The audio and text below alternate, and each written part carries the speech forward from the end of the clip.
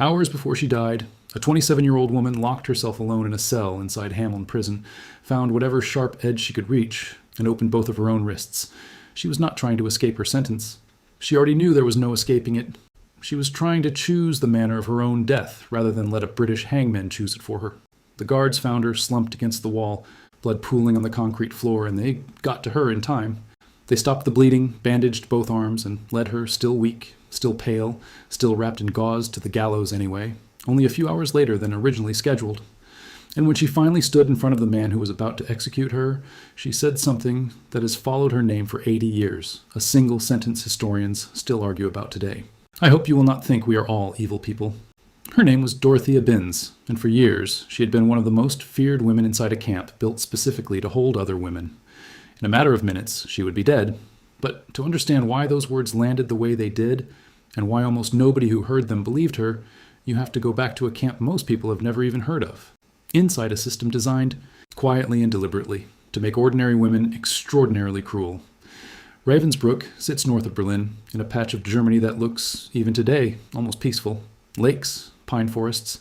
A small lakeside town nearby that still exists, still has people living ordinary lives within walking distance of the old camp gates. There was nothing about the landscape that suggested what the SS built there in 1939. It became the largest concentration camp created specifically for women in the entire Third Reich, and over the course of the war, more than 130,000 female prisoners passed through it. Somewhere between 20 and 30,000 of them never left. Those numbers alone put Ravensbrück in a category most people only associate with the men's camps: Auschwitz, Dachau, Buchenwald. But this camp ran almost entirely on female labor, guarded almost entirely by female staff, a detail that changes very little about the outcome and almost everything about how this story gets told afterward. Because here is the thing this case keeps circling back to. When people picture a concentration camp guard, they picture a man. Ravensbrück forces you to picture something else entirely. Ordinary German women, recruited through newspaper classifieds and local labor offices, many of them barely into their 20s, given a few weeks of training and handed near total power over the lives of other women. The recruitment itself is worth pausing on because it wasn't targeted at committed ideologues. Labor offices across Germany simply needed women for a job description that, on paper, sounded almost administrative. Camp supervision work, decent pay, housing included. Some of the women who answered those ads had no particular history with the Nazi Party at all. They needed work. The war economy had absorbed most other options, and this was what was available. What they became once they walked through those gates is the real subject of this story. And Dorothea Binz became one of the worst of them. Binz was born in 1920 in a small forestry settlement, the daughter of a forester. Nothing marked her out early. No documented cruelty as a child, no criminal record, no history of violence before she arrived at Ravensbrück's gates as a teenager looking for work. She joined the camp staff in 1939, the same year the camp itself opened, which means she did not inherit an already established culture of brutality. She helped build that culture from its very first days, learning the job as the job itself was still being invented.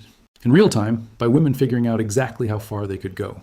Within a few years, she had risen to become the camp's assistant chief warden, one of the highest-ranking women in the entire facility, answering only to the commandant himself. What she did with that rank is the part survivors remembered longest, decades later, in interviews and depositions given long after the war had ended.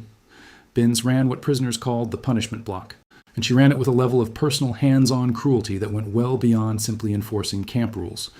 Survivor testimony describes her beating prisoners herself, repeatedly, sometimes, until they lost consciousness, and doing it in front of other inmates as a demonstration rather than a private punishment carried out behind closed doors. She was known to set attack dogs on prisoners. She was known to select women for the camp's whipping post, tie them down herself, and then simply stand and watch the punishment unfold. And she did all of this not from a distance, the way some camp officials managed their cruelty through subordinates and paperwork, but directly, with her own hands, in full view of the people she supervised. That detail matters enormously, because it is exactly the detail that will come back around at her trial, and exactly the detail that separates women like Binz from the ones sitting beside her in that dock. Binz was not alone in facing that reckoning, and she was not even the highest-ranking defendant. Sit with that for a second, because it tells you something about how deep this particular system actually went. Standing trial alongside her was Johann Schwarzhuber, the camp's deputy commandant, a man who had previously served at Auschwitz-Birkenau before being transferred to Ravensbrück, carrying with him the exact same selection methods that had sent hundreds of thousands to the gas chambers in Poland.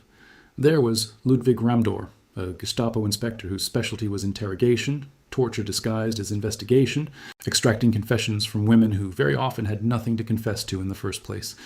And there was an entire cluster of camp doctors, men and women whose medical degrees should have meant something, and instead meant almost nothing at all once they walked through Ravensbrück's gates wearing an SS uniform underneath a white coat. Because Ravensbrück was not only a labor camp. In its final years of operation, it became something else entirely, a site of documented Nazi medical experimentation, run by a group of physicians who had previously worked together at an SS sanatorium and who arrived at the camp specifically to test wound treatments on living, unwilling human subjects. The lead figure was Karl Gebhardt, Heinrich Himmler's own personal physician, working alongside a young camp doctor named Herta Oberhäuser. Between 1942 and 1943, this group performed a series of experiments on 86 women, most of them Polish political prisoners, deliberately cutting wounds into their legs and then packing those wounds with bacteria, ground glass, wood shavings, and dirt, recreating what battlefield injuries looked like so that doctors could test whether a drug called sulfanilamide could actually treat the resulting infections. There was no anesthesia in many of these procedures. Survivors described the doctors and nurses referring to them openly, not as patients, but as rabbits, a word that stuck to the case for the rest of its history. 5 of the 86 died directly from what was done to them. Most of the rest were left permanently crippled, walking with damaged legs for the remainder of their lives, carrying visible scars into courtrooms years later as evidence, because a photograph or a document could never quite capture what a jury needed to see with its own eyes. One survivor, a Polish woman named Jadwiga Zito, would eventually stand in front of judges at Nuremberg and simply lift her skirt to show them her leg, wordlessly, because at a certain point, testimony runs out of language and evidence has to speak for itself. A gas chamber was added to Ravensbrück in its final months of operation, built specifically to kill prisoners deemed too sick, too old, or too weak to keep working. A chilling admission that by early 1945, the camp's function had shifted from exploitation toward outright extermination on an industrial timetable. And a nearby satellite site called Uckermark, originally built as a youth detention facility for teenage German girls considered wayward or delinquent, had its infrastructure repurposed for exactly that same task in the camp's final weeks, a detail that should stop you for a moment before you keep listening. A facility meant for troubled teenagers became a killing site for exhausted adult women, run by staff who had, only months earlier, been supervising truant schoolgirls. Here is a detail worth pausing on before we go any further, because it complicates the story rather than simplifying it. Some of the women who ran this system were barely older than the prisoners they were guarding. Ruth Nudek, who commanded the Uckermark extermination site in its final phase, was in her 20s. Vera Salvaquart, a prisoner herself who worked as a nurse and was later convicted of assisting in the selection of women for death, was in her 20s too. This wasn't a system staffed exclusively by hardened career ideologues who had spent a decade climbing through the ranks of the SS. Some of it ran on young women who had, only a few years earlier, been ordinary civilians with no documented history of violence at all. What does it actually take to turn an ordinary 20-something into someone capable of walking a selection line and deciding, in seconds, who lives and who doesn't? That's not a rhetorical flourish. It's the exact question this camp forces you to sit with, and it's worth dropping your honest answer in the comments because I don't think there's a comfortable one waiting for anybody. As Soviet forces pushed west through early 1945, Ravensbrück's collapse followed the same brutal pattern seen across the entire camp system that same winter. In March, thousands of prisoners were transported out to other camps, some of them funneled straight into Bergen-Belsen, which was already collapsing under its own weight by then, arriving into a crisis rather than escaping one. In late April, the SS forced roughly 20,000 remaining prisoners onto a death march north, on foot, with almost nothing to eat, through a landscape already crumbling under the weight of a losing war. Soviet troops intersected that march before it could finish killing everyone still stumbling along it, and by May 1st, 1945, the last prisoners still inside Ravensbrück itself were finally liberated. What Soviet soldiers found inside the camp gates, according to their own written reports, was a facility holding over 2,000 sick men, women, and children, barely alive, abandoned in place by the guards who had already run for their own lives days earlier. And that's exactly what most of the staff did. They ran. Binz fled the camp during the chaos of the evacuation, but she did not get far at all. British forces captured her in Hamburg on May 3, 1945, just 2 days after the camp's liberation, and from there she was funneled into the same post-war detention system being used to process thousands of former camp staff scattered across a collapsing Reich. Unlike some of her co-defendants, who managed to disappear entirely, sometimes for years, sometimes forever, slipping into new names and new towns, while the chaos of 1945 swallowed their trail, Binz was caught almost immediately, with almost no time to build a cover story or a new life. The trial that followed her capture was not held in some symbolic location chosen for its history. It was held in a building called the Curio House in a residential quarter of Hamburg, a venue repurposed by British occupation authorities specifically to try war crimes cases inside their zone of control. This became the first of what would eventually grow into 7 separate Ravensbrück trials, stretching from December of 1946 all the way into the autumn of 1948, as British military courts worked their way through camp staff at every level, doctors, wardens, Gestapo officers, and even a handful of former prisoners accused of abusing other inmates on the camp's behalf. The first trial alone put 16 defendants in the dock at once, and it ran for nearly 2 months, from December 5th, 1946 to February 3rd, 1947. The very first witness to take the stand was a Norwegian resistance member named Sylvia Salvesen, who had survived the camp herself and spent 3 full days on the stand describing, in specific and often unbearable detail, exactly what she had witnessed inside the camp's medical block. Induced abortions, newborn infants left to die through deliberate neglect, and the selections that decided, on any given morning, which women would be marched toward the gas chamber and which would live to see the following week. After her came witnesses from Poland, from the Netherlands, from France, women who had crossed borders again, years after their liberation, specifically to sit in a room with the people who had once held their lives in their hands and say out loud exactly what those people had done. They described Binz's beatings in detail. They described the doctor's experiments, the rusty nails, the ground glass, the amputations performed to study how bone and nerve tissue would try and fail to heal. They described selections for the gas chamber carried out with the same bureaucratic detachment as a shift change ending on schedule. Now here's a twist in this story that even the Belsen trial, or the Płaszów case, never quite produced in the same way. And it's worth sitting with before we get to the verdict. Nearly all of these Ravensbrück defendants, the doctors especially, spent their entire time on trial insisting they had simply been following medical protocol, running legitimate research under wartime pressure. Nothing more sinister than that. It's the exact same defense you'd expect from a bureaucrat 2 ranks removed from the killing floor. And it might have worked, or at least muddied the waters enough to create doubt, if not for one specific piece of evidence prosecutors kept coming back to again and again. A photograph, taken during the war for the doctor's own internal records, showing a nurse actually mid-procedure, wide awake, no anesthesia visible anywhere in the frame, and a patient's face frozen in an expression no medical journal would ever publish voluntarily. The doctors had documented their own atrocity, meticulously, because they believed, right up until the moment Germany lost the war, that this was legitimate science worth preserving for the historical record.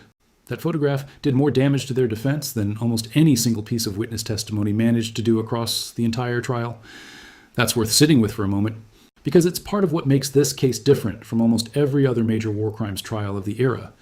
This wasn't primarily a case about a distant chain of command issuing orders from an office in Berlin. It was a case about people standing directly in front of their victims, day after day, making choices that had nothing to do with orders passed down from above and everything to do with how they personally chose to wield the power they had been handed. When the verdicts finally came down on February 3rd, 1947, every single one of the 16 defendants was found guilty of something, with the exception of one doctor, who had died partway through the proceedings before a verdict could even be reached against him. Death sentences went to 7 of them outright. Johann Schwarzhuber, the deputy commandant, Gustav Binder, a warden, Ludwig Ramdor, the Gestapo inspector, Drs. Rolf Rosenthal and Gerhard Schiedlowski, a nurse named Elizabeth Marshall, Greta Bösel, who had overseen labor assignments and selections for months at a stretch, and Dorothea Binz herself. 2 more defendants, Percival Trate and a former inmate named Carmen Mori, were also sentenced to death, but neither of them would ever actually face the gallows. Another woman, Vera Salvacourt, received the same sentence, but on a delayed timeline that would separate her execution date from all the others by almost a full month. Once Binz's sentence was formally confirmed in April of 1947, she made her decision within hours, alone in her cell, with no one to talk her out of it. That's the moment we opened with. The wrists, the blood on the concrete, the prison staff finding her before it was too late to reverse. She was determined that if she was going to die, it would happen on her own terms, in her own way, rather than at the end of a rope chosen and tied by someone else. Percival Trate, the half-British doctor who had actually been defended at trial by several former prisoners, grateful for the limited kindness he had shown them inside the camp, succeeded where Binz failed.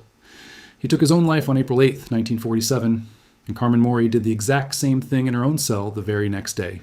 2 death sentences, quietly erased from the execution list, not through mercy, not through appeal, but through the condemned choosing the manner of their own ending rather than accepting the one the court had already handed them. That leaves the ones who didn't manage to escape it. On the morning of May 2nd, 1947, at Hameln Prison, the same facility that had already hosted the mass execution of the Belsen defendants roughly a year and a half earlier, Dorothea Binz was led to the gallows, bandaged wrists and all, walking slower than the guards around her, weakened from blood loss that had nearly killed her days before. The hangman was Albert Pierrepoint, the same British executioner who carried out Joseph Kramer's execution at that same site, and who would go on to become the most prolific hangman in his country's history by the time his career finally ended. And it's here, at the very last moment available to her, that Binz spoke the words this story opened with. According to Pierrepoint's own later account, she looked at him directly and said she hoped he wouldn't think all of them. All the women who had worked at that camp were evil people. It's worth being honest about the historical record here rather than presenting this as settled fact. That quote comes down to us secondhand through the account of the man who executed her, recorded years afterward in his own memoir, rather than transcribed in the room at the moment it happened. Historians treat it as broadly credible, given Pierrepoint's documented habit of recalling specific details from his executions with unusual precision across dozens of cases, but it is not a court-verified transcript, and it deserves exactly that level of caution rather than being repeated as settled gospel. Whatever she actually meant by it, it wasn't an apology, it wasn't a confession, it was, if anything, a request. A plea for how she wanted to be remembered, offered in the final seconds available to her by a woman who had spent years deciding, without ever once being asked, exactly how other women would be remembered, or whether they would be remembered by anyone at all. She was hanged that morning. The following day, May 3rd, 1947, 6 more of her co-defendants followed her to the same gallows, one after another, in a grim procession through the same mechanism. Schwarzhuber, Binder, Ramdor, Rosenthal, Schiedlowski, Marshall, and Bösel, 7 executions across 2 consecutive days, the largest cluster of hangings to come out of any single Ravensbrück trial. Vera Salvaquart, whose sentence had been delayed, wasn't executed until June 2nd, a full month after the others, alone, on a gallows that had already claimed 7 of her co-defendants before her. None of the others left behind anything resembling Binz's final statement. No recorded confessions. No documented last words that survived in any reliable form through any witness account close enough to trust. Most of them went to the gallows the way most condemned people from this era did, quietly, without theater, their final private thoughts unrecorded by anyone with the means or the interest to write them down for history. That silence is its own kind of statement, if you actually think about it. A room full of survivors had just spent 2 months describing, in exhaustive and specific detail, everything these people had done to them. When it finally came time for the condemned to speak for themselves, one final time, almost none of them apparently had anything left to say at all. And this is where the story leaves you with something harder to resolve than a simple villain gets what they deserve ending. Because the Ravensbrück trials were never really about 7 or 8 individually monstrous people standing in one dock, they were about an entire staffing structure built almost entirely out of ordinary German women, recruited through classified ads in labor offices, given a few weeks of training, and handed the kind of unchecked power over other human beings that almost nobody, in any system, in any country, has ever proven capable of handling well. Some of them, like Binz, clearly relished it. The beatings, the punishment block, the personal hands-on cruelty carried out with her own 2 hands, none of that reads like a woman simply following procedure under duress from above. But others sitting in that same dock had, only a few years earlier, been nurses and secretaries and factory workers with no documented history of violence at all, until a labor office sent them north to a camp in the countryside and told them this was simply their new job. So here's the question worth actually arguing about. Not the easy version, the one you actually sit with after everything you just heard.